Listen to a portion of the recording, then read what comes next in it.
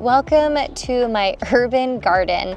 So we're in the front bed and I have these two front beds next to our driveway in our front yard. And then we created a garden space in the back that I'll take you back into a minute. And for years we've had these garden beds up front because this is where the most sun, even though we live within the city limits, we have a ton of trees on our little piece of property. So gardening has been a struggle for the last decade, and I've done lots of different things. When we first got here the first year, we put an underground garden. And the only bad thing about that, when you have a new piece of property, you don't know the whole season of your yard and your house and learning all its quirks. And we actually put the garden in a good spot for spring, but once summer came and the trees filled out, it was not the best place for a garden, so it struggled for a couple years. And then we went to these raised beds, and I shared in a previous video that my wood ones had broken down and I needed to get new ones this year. And I've done lots of different gardening methods, like the square foot gardening is what I tried when I first got my garden beds. But these were broken down, so we did metal ones, and we actually, one project turns into three. So we're in the process of doing some cement paver around the garden beds, but this one gets completely full sun, so we have lots of peppers and herbs. And the gardening method I'm using this year is inspired by a book I got from the library and read, and I had found her here on YouTube, and that's Gardenary, if I'm saying her channel right, but it is leaves, roots, and fruits. So basically around the perimeter you have herbs, perennials, flowers, then you have any root vegetables, and then you have your fruiting, so your peppers and your tomatoes go in the center. And then a lot of times she promotes having a trellis, which I did build one in the back. I did something wrong with my trellis. So I was at the store, and because I had done research on how to make a trellis like DIY, because the one I wanted was like $350. Garden trellises are marketed very well, but they're very expensive. So good old YouTube told me that I could do a trellis using hog or cattle panels. And when I was at the store, I couldn't see them in the store. So when I got up to the register, I had to choose what I wanted. So I knew I needed T-posts that were tall so they could go into the ground. But I got a hog panel, and what I should have got was a cattle panel because these holes would have been big all the way around. This year I am just doing a bunch of experiments, but I want to be able to grow vertically. So the other thing I'm gonna do is I'm buying more tomato plants, and I'm gonna take another T-post and attach it here and then just grow strings, and as it grows, you put more strings on. That's the other thing to be able to grow vertically, because this one was tricky to get in, but I also just want to be able to experiment a little bit this year. And the other thing I'm experiment with, even though I wanted a green stalk, I settled for the viral Dollar Tree tiers. Okay, so the green stalks, I know they're all over and I would love to win one, but I figured as we had invested in new garden beds this year, so I decided to do the Dollar Tree hack, and I bought these from Dollar Tree. They're actually $1.25, but I figured if these do well, maybe next year I can buy a green stalk. And what I did on the top of both of mine, I put flowers and then lettuce. And then the best bet was to do a bunch of lettuces or spinach or herbs.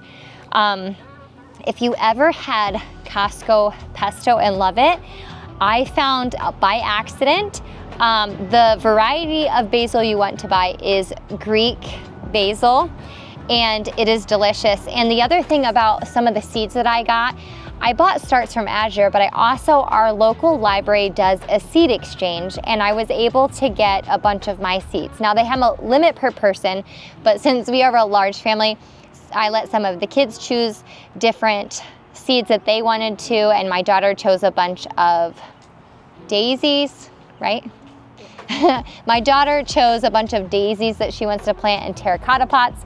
And my other daughter has a pet bunny named Coco, and she has a bed right here that is full of Coco food. So radishes and lettuce and carrots and dill, some of his favorite things.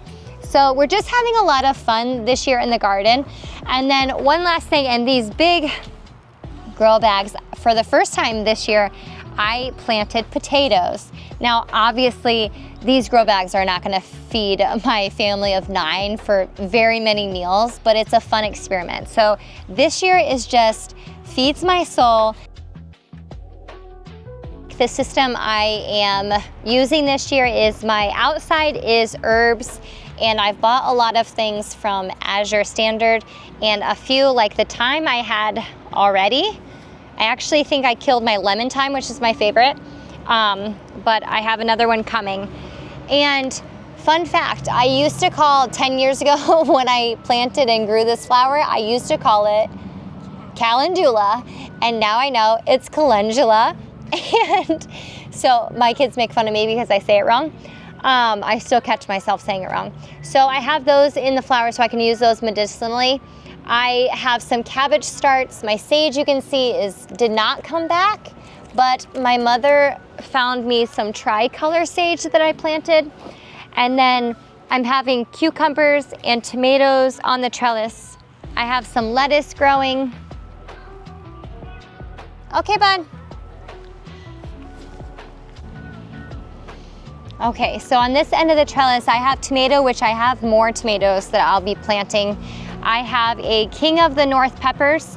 We like red pepper pasta, and some of the kids like peppers to eat. And then I do believe I bought a jalapeno, which I don't know where it's at right now, marigolds, and then everything I planted, I made sure to stick just a popsicle stick with permanent marker on what it is. And then the variety I tried to write on the back, so because there was way too many new things and way too many things for me to remember everything.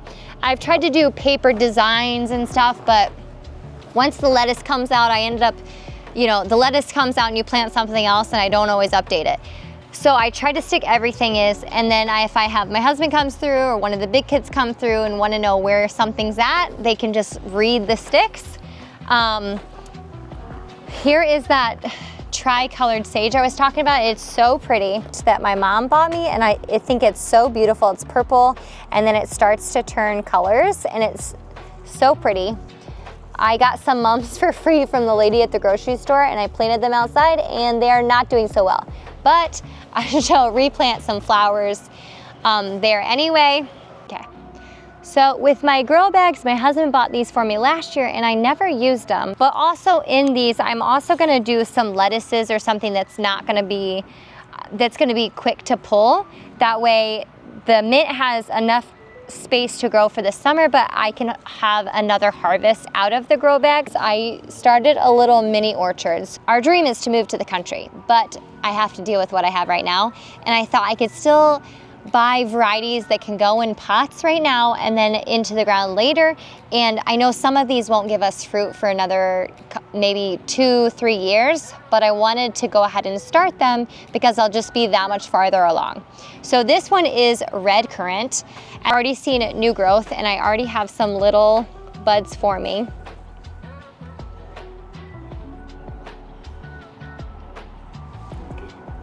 At Costco, I found blueberries and red raspberries, and then at Home Depot, running another errand, I found 2 blackberries.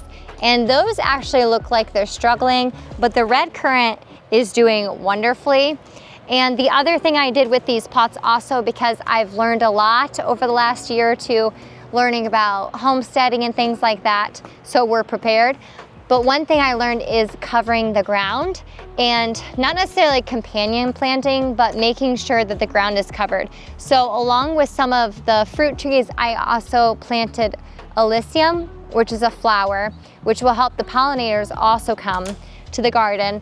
And then of course, because every girl loves flowers, throughout my beds in my garden, I have planted different flowers and different varieties, things that I actually haven't grown ever before, along with the herbs and things that also flower. This section of the yard was the children's play set, and since it was so rackety, we decided to chop half of it down. The kids still have a play area right next to the garden, so we can all be outside and play together, but also enjoy the time. So when I'm outside, the children are outside, and we're all still together.